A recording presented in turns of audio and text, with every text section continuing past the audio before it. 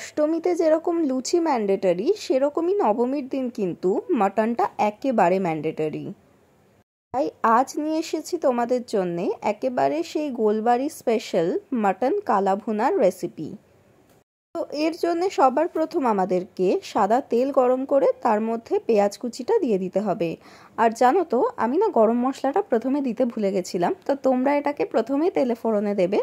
আমি ভুলে গেছিলাম বলে এখানে আমি পরে অ্যাড করেছি। দেন পেঁয়াজ কুচির পরে এর মধ্যে দিয়ে দিয়েছিলাম আদা রসুন বাটা আর চিড়ে রাখা কাঁচা লঙ্কা। এবার সব কিছুকে ভালোভাবে নেড়ে চেড়ে ওর মধ্যে কেটে রাখা মাটনগুলো দিয়ে দিয়েছি, আর মাটন দিয়ে সেটাকেও হালকা করে নেড়ে চেড়ে নিয়েছিলাম। দেন এর মধ্যে সমস্ত গুঁড়ো মশলাগুলো অ্যাড করে দেব, যেমন শুকনো লঙ্কার গুঁড়ো, হলুদ গুঁড়ো আর ধনে গুঁড়ো। জিরেটা দিইনি, কারণ মাংসতে আমি জিরে খুব একটা ইউজ করি না, তাই এখানে ধনে গুঁড়োটা কিন্তু আমি একটু বেশি করে দিয়েছি। আর সাথে এই মুহূর্তেই টমেটো কুচিটাও দিয়ে দিয়েছি। দেন একটু একটু করে জল দিয়ে সমস্ত মশলাগুলোকে মাংসের সাথে খুব ভালো করে কষিয়ে নিতে হবে। তোমরা তো ভাবছিলে নিশ্চয়ই যে মাটন কালা ভুনা কালো কি করে হবে।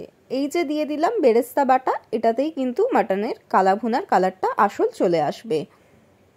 এবার কিছুটা টক দই অ্যাড করে সব কিছুকে ভালোভাবে নেড়ে চেড়ে ওর মধ্যে বেশ খানিকটা জল দিয়ে ঢাকনা দিয়ে মাংসটাকে সেদ্ধ হতে রেখে দিয়েছিলাম।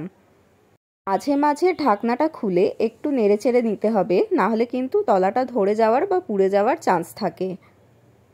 এইবার চেক করে নেবে মাংসটা সিদ্ধ হয়ে গেছে কিনা, আর এটাকে কিন্তু খুব ভালোভাবে নাড়তে থাকতে হবে।